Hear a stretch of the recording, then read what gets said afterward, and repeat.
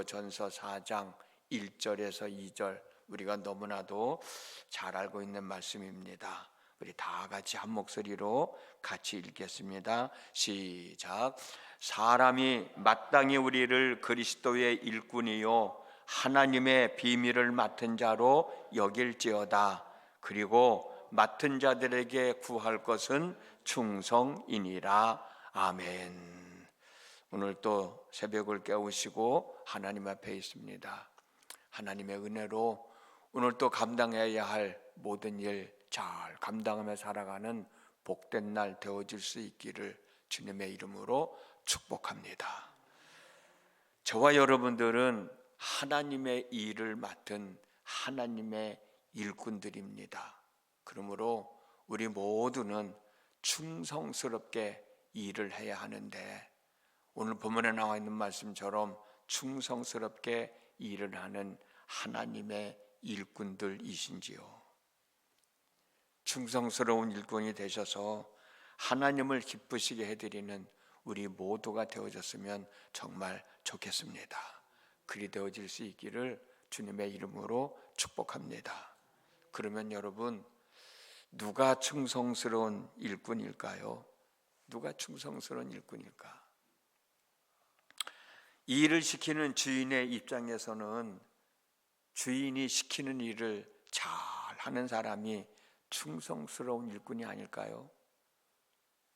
주인이 시키는 일을, 그 일을 하는 사람이 충성스러운 일꾼이겠죠.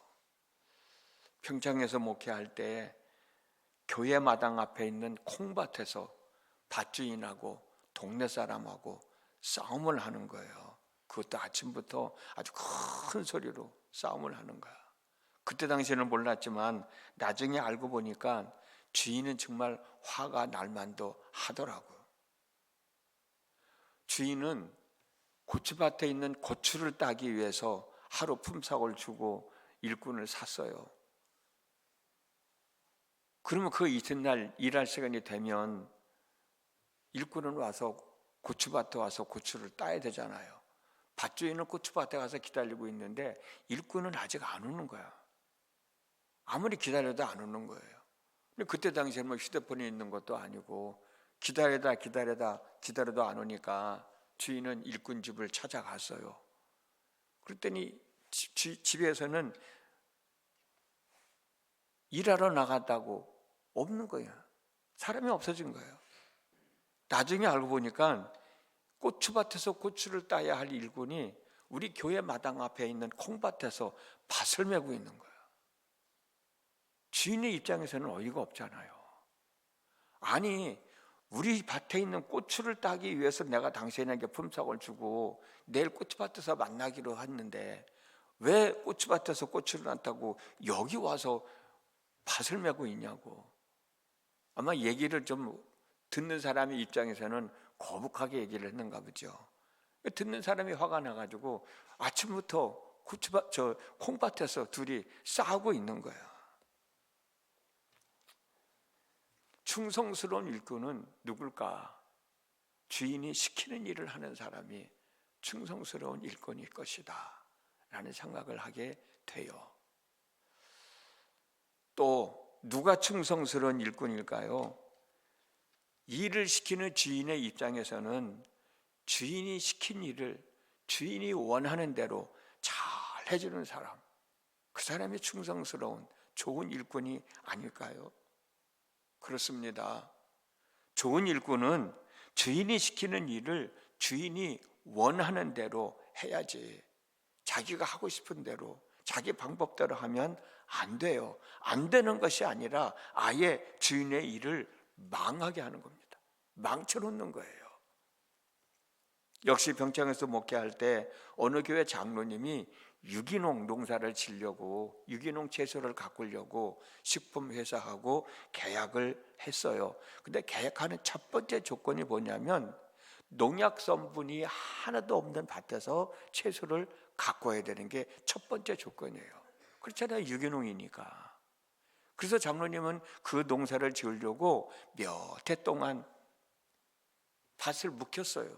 왜? 그동안에 제초제도 뿌리고 농약도 뿌렸으니까 그 성분을 다 없애기 위해서 밭을 덮고 갈아엎고, 그러면서 몇 년 동안 땅을 묵히고, 검사 결과 농약 성분이 검출이 되지 않아서 식품회사하고 계약을 하고 유기농 채소를 심었습니다.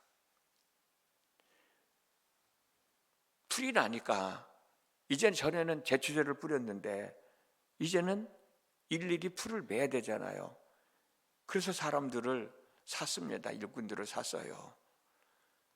장로님은 오랫동안 묵힌 땅에 채소를 심고 채소가 자라면서 풀이 나니까 풀을 매려고 사람들을 샀습니다. 근데 그 중에 어떤 한 사람이 속으로 이 넓은 밭을 어떻게 이걸 다 메고 있느냐는 거야. 그냥 제초제 뿌리면 쉬울 텐데, 그 생각을 하고 밭을 메고 있었던 것 같아요. 그리고 옆에 있는 사람한테 얘기하니까 옆에 사람도 그런 게 말이야, 그런 게 말이야, 그렇게 쉽게 하면 될 텐데 왜 이렇게 힘들게 농사를 짓는지 모르겠어. 그러면서도 밭을 메고 있는데 장로님이 잠깐 자리를 빈 사이에 연이어 채소밭에서 하는 것처럼 이 사람들이 제초제를 뿌리고 만 거예요. 농사 망친 거지. 1년 농사가 망친 게 아니라 몇 년 동안 농사를 망친 거죠. 충성스러운 일꾼은 주인이 시키는 대로 해야 되는 거예요. 자기 생각대로 하면 안 돼요. 자기 방법대로 하면 안 되는 거예요. 누가 충성스러운 일꾼일까요? 일을 시키는 주인의 입장에서는 일하는 시간에는 열심히 일하는 사람이 충성스러운 일꾼이 아닐까. 평창에서 목회하면서 더운 여름에 우리 교회 마당 앞에, 교회 앞에 밭에서 일을 하는 사람들에게는 저는 그 일하는 사람들을 위한답시고 아주 시원한 냉커피를 갖다 드렸거든요. 일하는 사람들은 얼마나 좋아하는지 몰라요. 근데 밭주인은 아주 싫어하는 거야. 나는 그걸 몰랐어요. 나중에 우리 권사님이 와가지고, 목사님 그거 하지 마세요. 왜요? 주인이 싫어해요. 왜 싫어한대요? 커피 마시는 시간 일을 해야 되는데 일을 못 한다는 거야. 맞는 말이잖아요. 계산을 하면서 내가 생각해 봤어요. 아, 내가 참 바보 짓을 했구나. 일하는 사람 입장에서는 좋지만 일을 시키는 입장에서는 아주 싫은 거야. 커피 마시려고 내가 이렇게 보니까 한 10분은 걸리는 것 같아. 밭고랑에서 바깥으로 나와야지 또 커피만 마시고 가나, 또 노닥거리지 한 10분? 그러면은 한 사람은 10분이지만 10사람이면은 100분이요. 1시간 반이 일을 못 하는 거야. 그래 주인의 입장에서는 얼마나 속이 상하겠어요.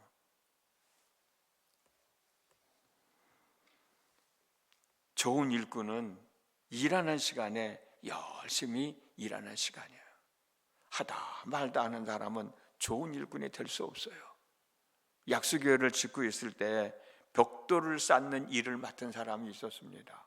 근데 이 사람은 뭐 그렇게 불평이 많은지 원망이 많은지, 또 집안에 무슨 일이 그렇게 많은지 툭하면 안 나오는 거야.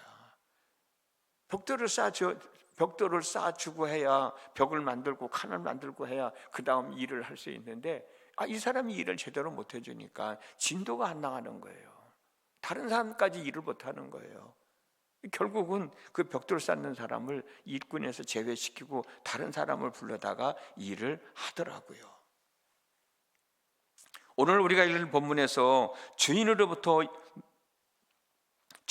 일을 맡은 일꾼은 충성스러운 일꾼이 되어야 된다고 했는데, 그럼 여러분, 충성스러운 일꾼이라고 누가 평가를 해줘야 될까? 일하는 나는 충성스러운 일꾼이야 라고 평가를 해야 되는가? 아니면 일을 시키는 주인이 당신은 충성스러운 일꾼입니다 라고 평가를 해줘야 하는가? 내가 해서는 안 되잖아요. 내가 생각할 때는 뭐든지 다 잘하는 거야.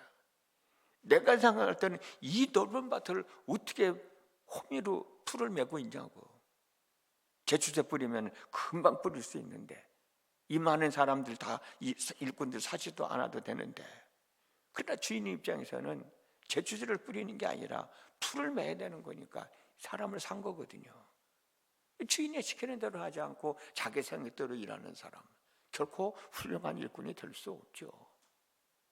고추를 따야 되는데 콩밭에 가서 풀을 메고 있는 일꾼, 주인의 입장에서는 원치 않죠. 일하는 시간에는 열심히 일을 해줘야 일이 진척이 되잖아. 일하는 시간에 일을 하지 않는 것, 주인은 결코 원하지 않죠. 내가 생각할 때는 다 잘하는 것 같지만 일을 시키는 사람의 입장에서 볼 때는 잘못하는 거예요. 내가 충성스러운 일꾼이냐 일꾼이 아니냐, 그건 내가 평가하는 게 아니에요. 하나님의 평가하는 거예요. 교회에서도 마찬가지죠. 내가 하고 싶은 일, 내가 하고 싶은 방법대로 하면 안 되지. 교회도 질서가 있는데 질서에 따라서 일을 해줘야지. 내가 하고 싶은 대로 하고 내가 하기 싫으면 안 하고. 그래서 우리는 하나님의 직분을 맡은 자로서 교회를 섬겨 나갈 때 우리 자신을 늘 살피면서 충성스럽게 일하는 일꾼으로서의 삶을 살아가야 하는 거예요. 시작도 했지만 끝마무리도 좋아야 되는 거예요. 그렇잖아요. 시작은 내 마음대로 하고, 시작은 허락을 받고 하고 끝은 내 마음대로 맺느냐? 그것도 뭔가 잘못된 거잖아요. 시작했으면 끝마무리도 허락을 받고 그만둬야지. 슬그머니 하다가 슬그머니 안 나오는 거야. 왜? 바쁘다는 거야. 하기 싫다는 거야. 바빠도 할 수 없지, 하기 싫어도 할 수 없지. 그러나 사정이 이래서 내가 못하게 됐습니다 라고 얘기는 해줘야 되잖아. 시작할 때는 이거 하면 안 돼요. 하십시오. 좋지요. 안 할 때도 그만해야 되겠습니다. 못하겠어요. 시간이 안 돼서 바빠서 일이 있어서. 그러면은 그렇게 하시죠라고 하지.